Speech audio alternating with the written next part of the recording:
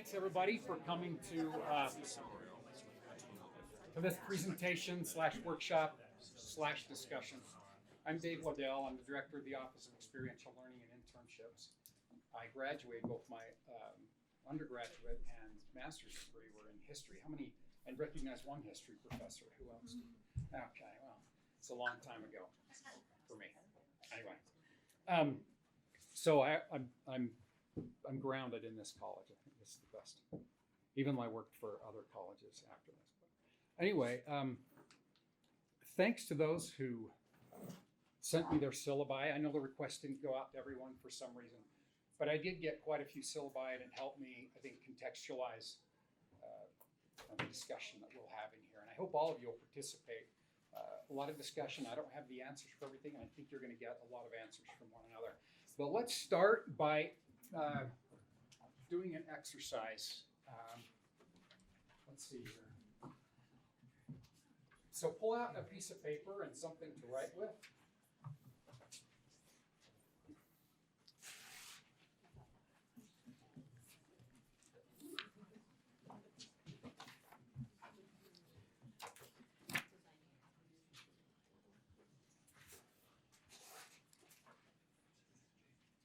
We're going to do a little exercise called Prove It, or I call it Prove It. But this is something all of you should be exceptional at, since you're all amazing writers. That's what you do, right? So we'll start. I want you to look at this list of competencies, attributes, abilities. I want you to choose one that you believe you are, okay, or that you have, that you possess, okay, that you're really good at. And I want you to prove it, okay, in writing. 2 bullet points max. Prove that you are or have or do one of these things. And you're going to share. So write something pithy that others are going to enjoy here.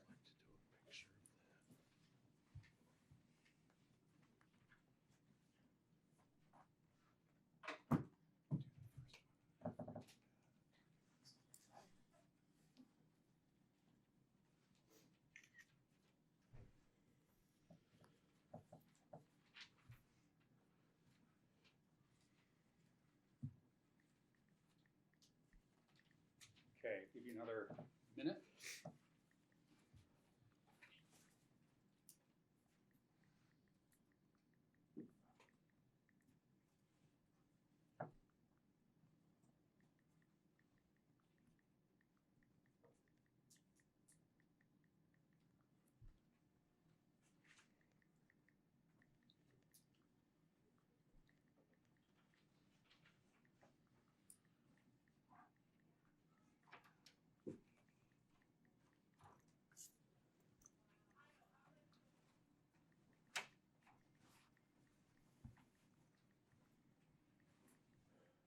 Okay, so before I ask anybody to share, let's talk about what is and what is not proof.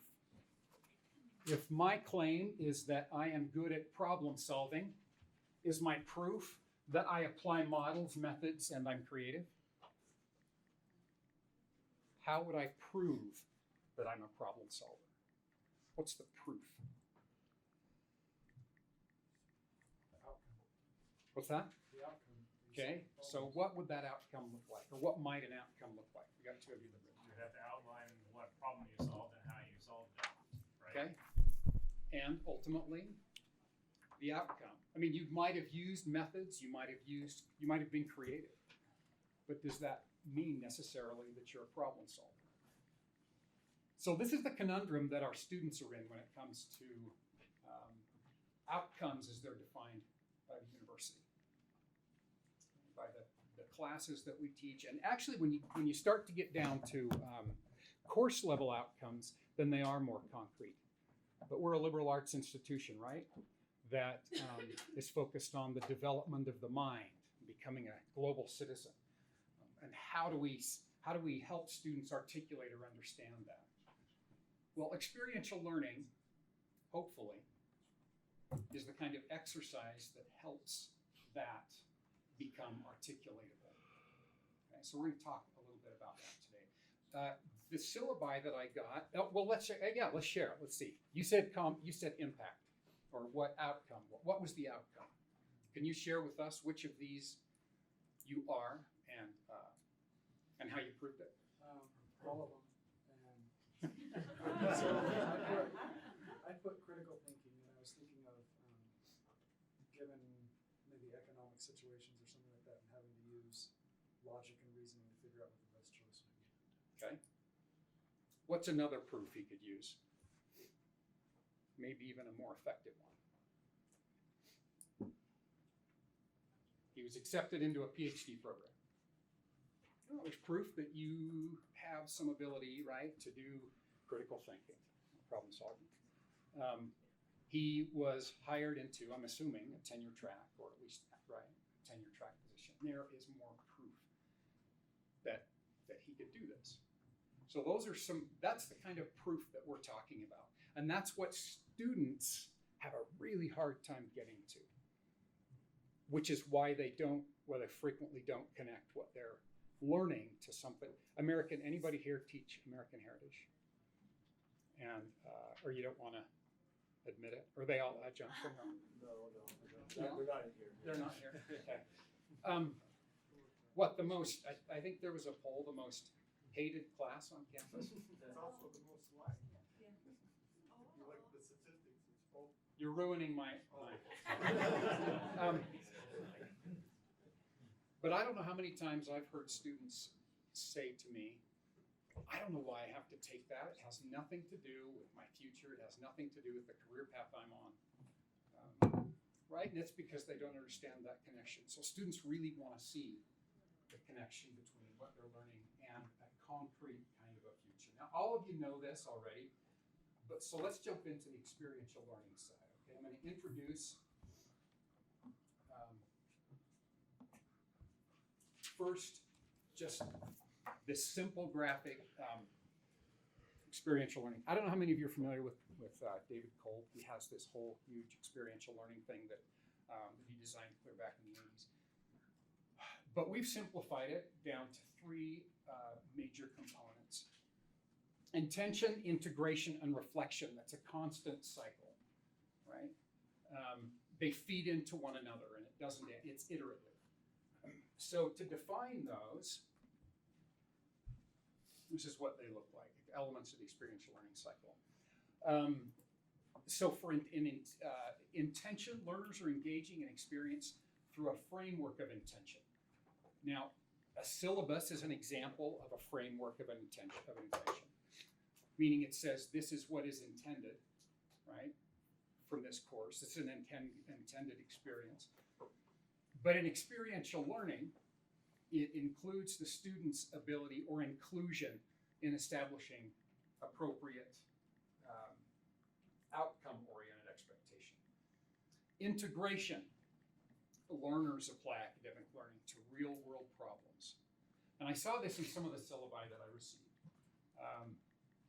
Take this skill that we learned in class, and I want you to choose something out there in the world that you could apply this to. In a political science class, for example. We've just talked about game theory. We've discussed some of the principles. Now write something, right, to a vice president about what's happening, in some part of the world or whatever it is. So there are ways that integration is happening.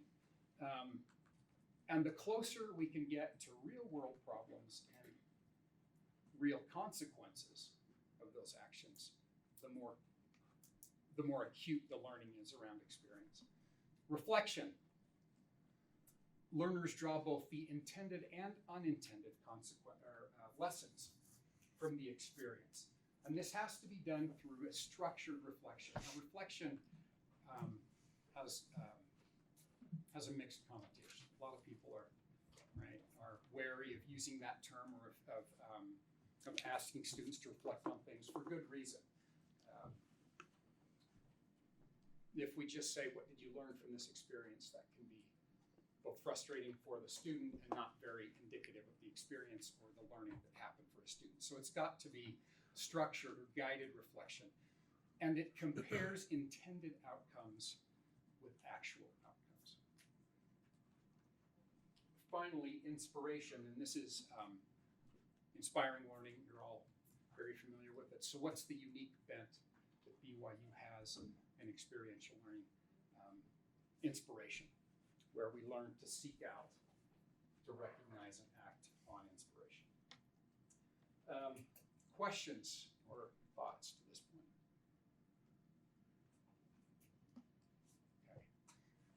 Okay. So I want to talk briefly about sort of these three focuses of experiential learning. This happens in a classroom, it happens outside of the classroom. First is a focus on discipline or industry-specific kinds of skills and knowledge. And this is what happens that the farther we go in an academic program, or the longer we're in a certain industry or type of job. And I would most closely compare this to the course learning outcomes that many of you have, that I've looked at.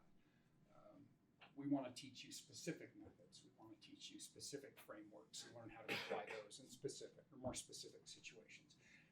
And the goal is that the learners gain the ability to apply those in direct situations, sort of a deeper understanding of kinds of specific kinds of things. The intention with discipline,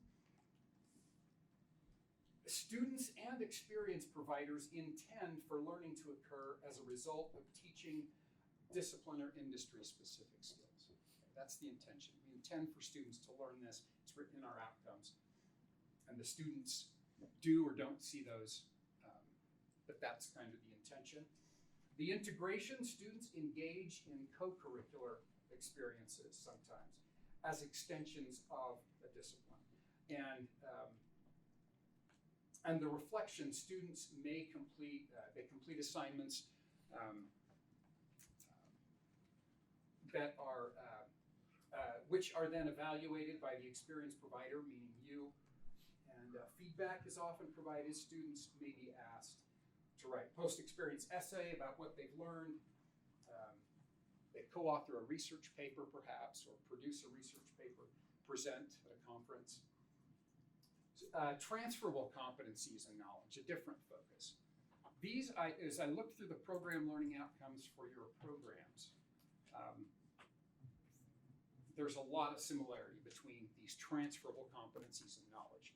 In fact, all of those things that we listed in the exercise to begin with, as I looked at all of the program learning outcomes for your departments, I consolidated those.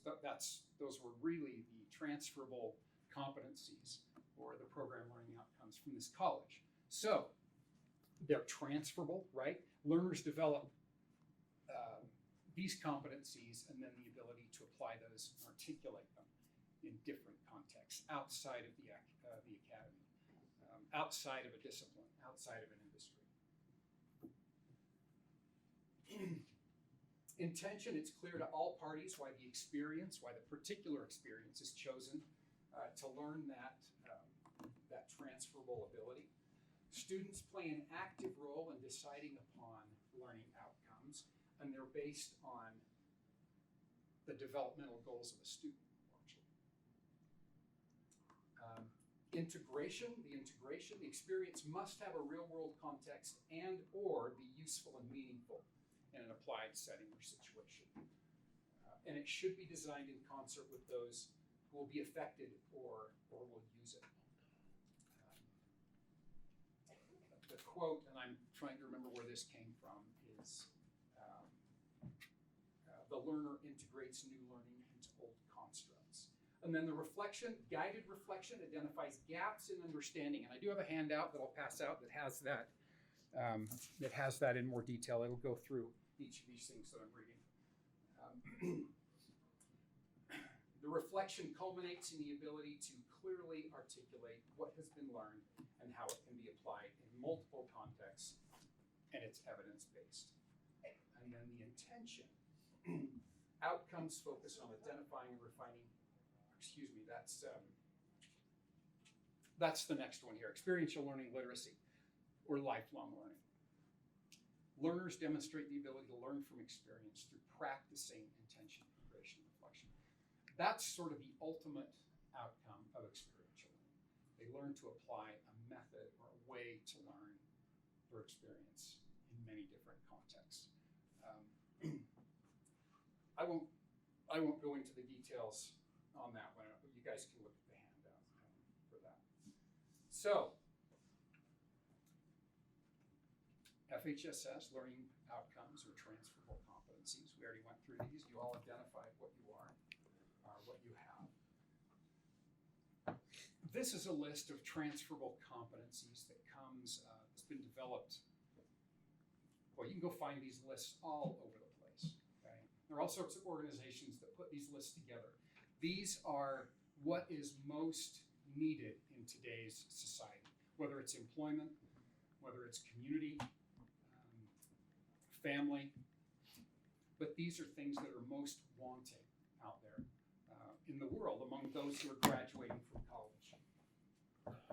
And they are fairly synonymous with those program learning outcomes that we just looked at. So here's an example. I have a friend over in the College of Life Sciences. These are the things he does in his course. These are the course learning outcomes. Now, this will make sense to some of you. I don't know what many of these things are, right? So these are pretty specific: PCR, immune precipitation, histology, right? The focus of the course is this. However, at the same time, his students are developing, knowingly or unknowingly, these transferable competencies. Oral, written communication. They've got to write up reports about the research that they've been doing and explain it to audiences from different places, right? They've got to learn to work as a team. There may be 4 or 5 or 6 of them in a team working on a certain project. How do they negotiate each other's strengths and assignments and abilities? Science, thriving in ambiguity, failure after failure to finally come up with something that works. Analysis, persistence. So these are some of these general transferable skills that students are also developing as a result of this experience. They're just not focused on it, and they're not aware that it's happening. And unfortunately, I think many times we just assume that if we put students in a situation, they'll learn from it.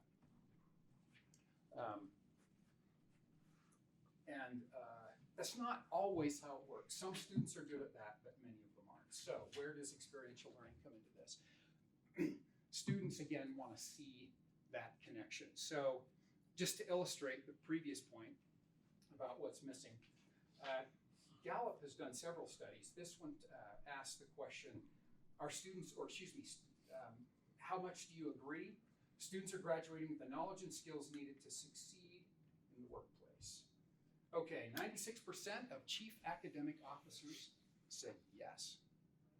That is happening. We are doing that. 75% of college students felt confident that was happening. Is that current college students or is that after they graduate? Do you know the? That's graduating. Yeah. And then finally, those who are most affected by it. Now, this isn't just about career preparation, but I think employers can give us a pretty good feel for the rest, right, of the world that our students are going into where they have to function. So they're not very convinced, and that list of competencies, or what they say, is missing. Students want that connection. They actually need that connection. So thus, enter experiential learning. So let's go back to intention, integration and reflection. It's just one way that you can think about it. Intention, students decide which of these competencies, which of these abilities they want to work on. Integration, they focus on developing that competency in addition to the skills or the disciplines that they're getting through the course or the internship, the study abroad, whatever else it is. And then reflection, we want students to have demonstrated how or what competency they've developed. And we do that, one way to do that is a STAR story. Questions? Can you just elaborate on what it means for a student to choose what they want to learn? Or, like, Sure. if I left it up to my students, they would say, we are not gonna do that proof, we don't care, or like if, I'm sure that's not what you mean, right? So you don't mean like in terms of like, there's just course content that is part of this course that our departments decided, you don't mean students are just Xing out parts of that? Oh, no. No, absolutely not. And that's got to be guided. I should say students are engaged in, how's that? The process of choosing competency, or at least discussing competency. We'll get to a couple of examples of how students can be engaged in that. Ultimately, what we want is for students to own their learning. So they decide what they want out of the course. Of course, they want the things that you want for them as well. But the more students can be engaged in that process, the more they'll learn from the experience.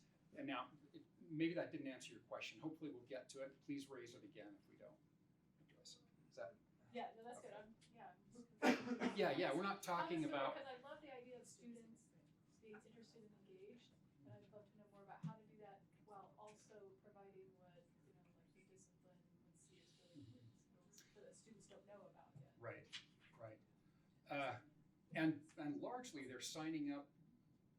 They're signing up for those classes. Well, I don't know about all of your majors, but in history was so broad that we could sign up for a lot of different things. And I was choosing based on what was of interest to me.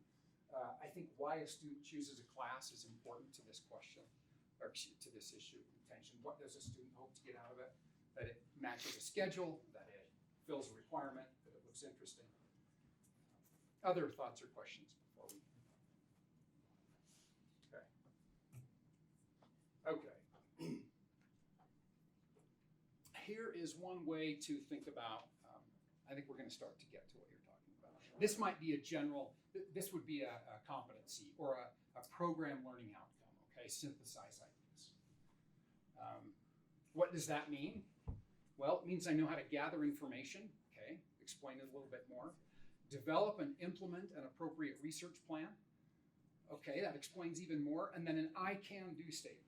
I can statement that a student can take away from the experience. So let's say they're not involved in the outcomes discussion. We can at least help them see how what they are getting, right, can be turned into something real. So let's, I'm just going to bring up some examples here. Another part of synthesize ideas, again with I can do. Okay, so let's just talk briefly about these. And these are different assignments that I'm happy to share with any of you. We can talk briefly about STAR, for example. So what does it mean to engage students in the outcomes process? Here's an example of what one professor did in another college. At the beginning of the course, he asked the students to look at the outcomes of the course and rewrite them for them. They looked at them with the program and the course outcomes. Okay, so a student was forced to reconcile. They were forced to that's a bad word. Invited, right? To think about those outcomes as they related to them personally. So they're considering things like their own experience. They're considering things like the education they've had so far, their background, their history. But they bring that whole set of experiences and understanding to refining and working on those outcomes for themselves. Now, this professor didn't say, okay, those are the new outcomes of the course, right?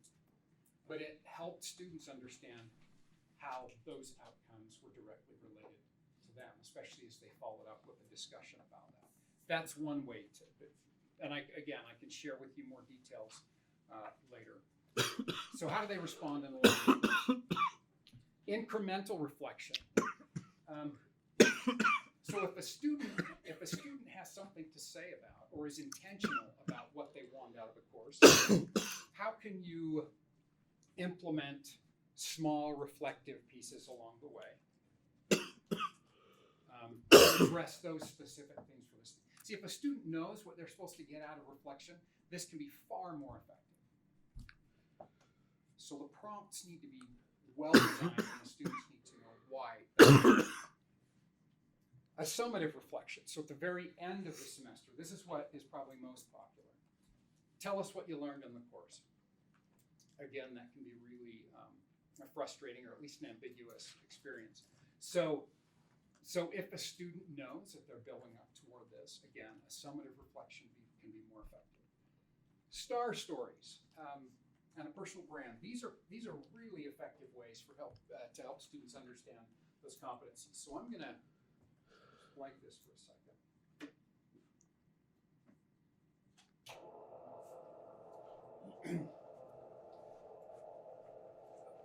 Some of you, if you're already familiar with a star story or star method, would you raise your hand? Anybody with that? Okay. This is a reflective exercise that. So what's the situation? What's the task? What's the action taken? And what was the result? Okay. So I asked you at the beginning what attribute you had, what competency you possessed, and to prove it. That's where this kind of a thing comes in. So a student would decide or work with you or figure out which competency they had, which transferable skill or transferable competency or outcome they had. They would prove it by outlining the situation that they developed that in. No problem. The task that they were given, right, that helped them develop that. What action they took to complete the task, and then what was the result. So I will just I'll just illustrate with an experience. This isn't my own, but a student might say this. Mr. Waddell, what competency do you have that would be important for my organization, for my nonprofit or my company? Well, I think I'm good at building consensus in groups. Last semester, we were given an assignment to develop a marketing plan for a certain product, and we were put in teams. 3 weeks into the semester, these two team members and these two team members could not see eye to eye, and we weren't getting anywhere. So I brought the group into a room, a whiteboard. We sketched out the pros and cons on one side of these two and these two. And we drew lines to connect what was matching and what was not. And we found that they had much more in common. They saw this, they were able to make compromises. We presented, we came up with our plan, we presented, and we got an A. Okay? So the situation, the task, the action I took brought people into a room. All right, the result was that we presented and did well. This is effective. Students find this really, really effective. It helps them place or take those competencies, those outcomes that you've defined in the course, and helps them see how they're directly related or connected to something that they can then do. It's an I can do statement. Questions or thoughts about the STAR? That's just one method you can do. Another one I wrote was personal brand. It's got evidence, things that this student has done. So they make statements about what they've developed, how they've grown, right? The competencies that they've been working on with concrete experiences to back that up. It's a very condensed and heavy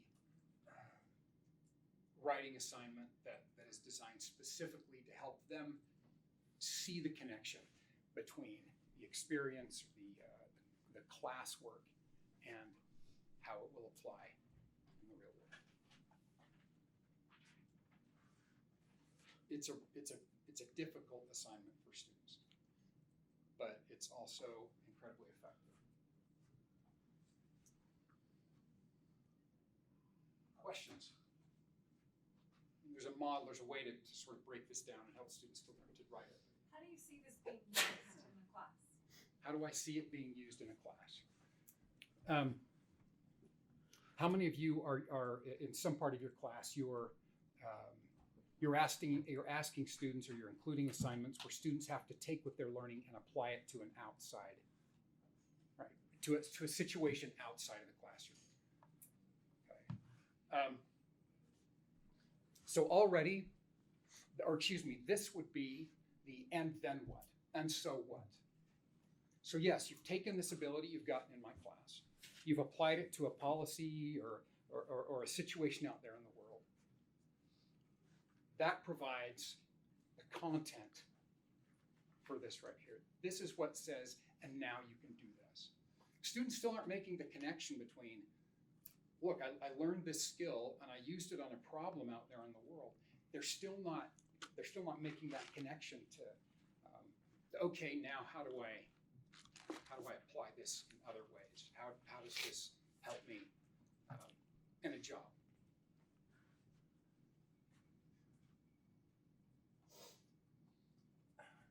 Other thoughts? Okay.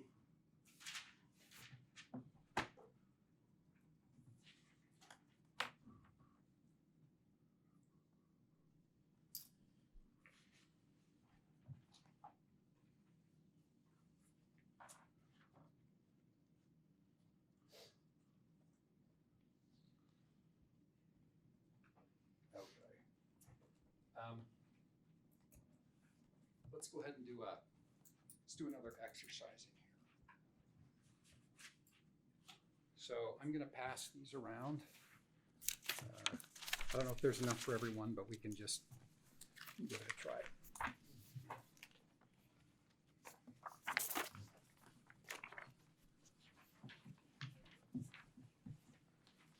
Okay, with the principles in mind, okay, and these aren't super refined, but with the principles in mind on the front, turn over to the back, and there are essentially two questions, okay? How does your course set expectations for experiential learning? And how do your course assignments support the experiential learning? So based on that list of program outcomes, transferable competencies, and we're cramming all this into a pretty small amount of time, so write what you can, do what you can. Create reflection prompts, maybe just one or two, that will lead students to address the competencies they've developed through the course. Okay? So if we go back to, and I can pull up that list of competencies again if you like, since you have that information on the handout. I'll pull that up again. But yeah, how would you create a reflection prompt that leads them to address the competencies? Maybe some things to consider. Is it incremental or end of the course? Would this be a prompt that you'd use at the end of the course, or is it something you would build over time? How will the students apply them in other courses? What kind of a prompt would you be able to write that would get them to do this? And how will they be able to articulate their development in these diverse contexts? So that was the STAR and the personal brand. What kind of prompts are going to help students do this? And then number two, what can you do to help students create intention from the beginning of the course that will lead to the outcome or an outcome that they own, even if it's an outcome you've defined. It's part of your course outcome or program outcome. And how do students align those with the course and program learning outcomes? So I'm going to pull those up again. So before, I hope one or two of you will share, but before we do, I'd like to, if Jay, can I read a couple of the things that you wrote in your response to my question? Sure. No. Okay, so I think this is probably the case with many of you. So Jay already includes a lot. Often when we think of experiential learning, we're thinking about, well, okay, I'll do more field trips, or can I bring in projects that they can work on? Can I, right? So what are some of these actual things that I can have them do? And I think those are good, but without developing a student's ability to reflect on that effectively, to intend to get something out of it and reflect on it effectively, that isn't going to be as effective as it could and should be. So I think a lot of you are already doing these things, which gives you lots of ammunition to work with.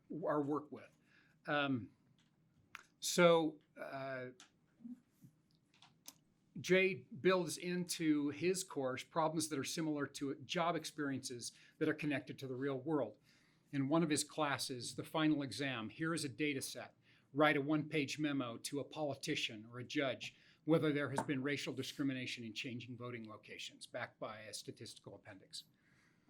From a 301 assignment, you're working for the Democratic National Committee or the Republican National Committee. Show whether Obamacare is popular or not. Or use game theory to model and make predictive statements about the behavior of people for a real-world political situation not covered in class. I would assume a lot of you are doing that, and the capstones are largely, at least some of the capstones are largely focused on this kind of a thing anyway, right? What is that pretty common? And I'd actually like to have a 5-minute discussion since that's how much time we have left. Is this the kind of thing that you want to make more of? What is it? Tell me now that I've assumed I've known partly about what your needs are. What is it that you're trying to change about your course? Or what are you hoping to accomplish by incorporating experiential learning into your course? What outcome are you looking for as a result of implementing experiential learning pedagogy? And I have some from Jay here, but I would love to hear from some of the rest of you as well. Yeah. So in history, I feel like the most important way to utilize this would be to get our students to be able to articulate the second point you had up there earlier, the transferable competencies. There's lots of different kinds of skills in history that you learn, but sometimes the history you're studying can be really, really old and disconnected from the Democratic National Convention, thing like this. But I think that the key, at least as I understand it, is that articulation part of it. How do they explain why these skills matter? Right. Okay. And many students already have a lot of not a lot. They have some experience and they've been in courses. In other words, they have the content. They just need help valuing it and articulating it. I'd say raw skill development. So I did an activity last year. I'm doing one in the fall with a GE class where they're learning a new software package that they have to use to solve a problem. It's something they can take away and use in another context. So how would experiential learning pedagogy help that? Well, or practice. It doesn't have to be pedagogy. Right? Practice. So they're all going to be put in a situation where they have to identify problems to growth in the 20 largest cities in the world projected for 2100, year 2100. And I'm trying to think of the T. You have the S, their situation. Task. And the task for them is to gather the information and analyze it. And then they have to express that by using Adobe InDesign.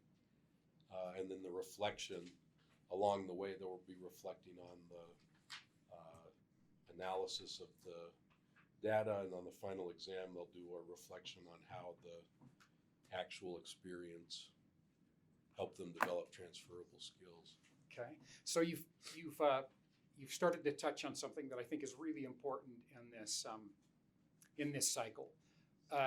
Reflection on the process they went through to learn is often more important than what they actually learned in the course.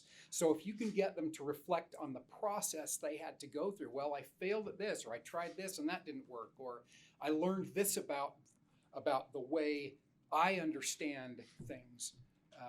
What's a more effective way for me to learn these kinds of concepts? So reflection on the process, their own process, right? There's a professor who gives an assignment.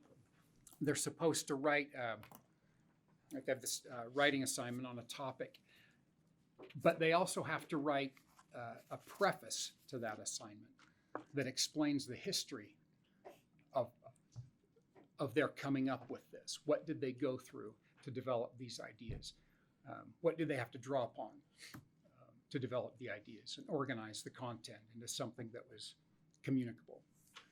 Other things you're trying to accomplish with experiential learning.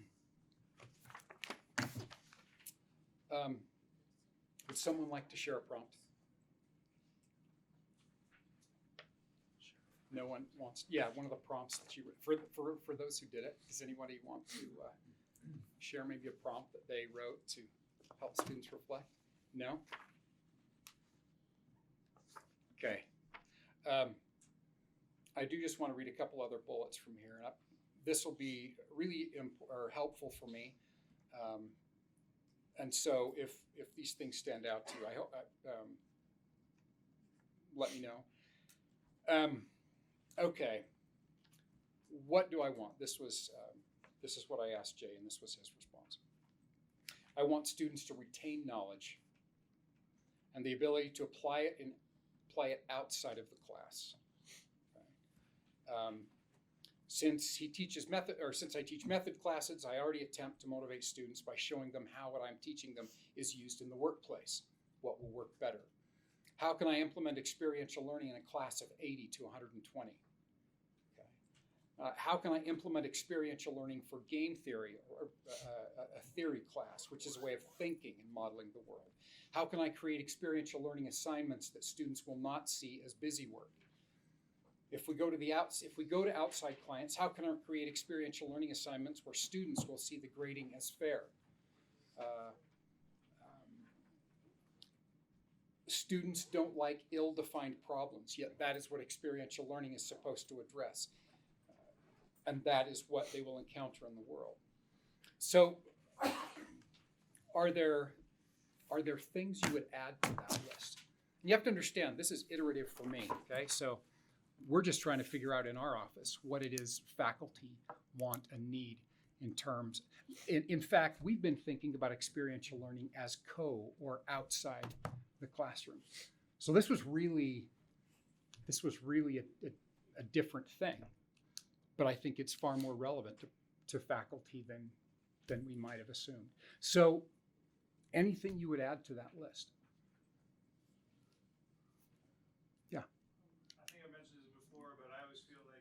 Challenge, depending on what you're doing. A lot of the in the classroom experiential learning can be done. It isn't as resource demanding and resource intensive, but outside the classroom, experiential learning is very resource intensive. It demands a lot, and in a lot of different ways that can be risky and challenging for us as faculty. So a lot of times it's just easier to just stay in the classroom rather than going out and doing something. And so the more that institutionally can be done to help support us to actually get students off campus when it's appropriate and when that's part of it, that's the kind of thing that would be very helpful. Mm-hmm. Okay. And to that point, Dean Ogles generously started an experiential learning grant program this year up to $3,000, which could defray a lot of those expenses and risks. Yeah, and I'm assuming you're all familiar with President Worthen's $130 million, right, initiative to raise money for experiential learning. So, yeah, there should be, there's committed money to doing what you're talking about. Yeah, But there's a lot of the constraints and the potential trouble we can get. Right. If we take students off campus and the types of things that lawyers don't like to do, they'd rather have us stay in the class. Yeah. My life's a lawyer. Okay. Anything else? I'm happy for anybody who's interested. I'm happy to think through applications of either of any of this of any of the examples, whether it's STAR, whether it's a personal brand, or some of these other things. I think there's more that can be discussed there. We can explore other options in your courses, and happy to do that if anybody wants to reach out to me. So thank you.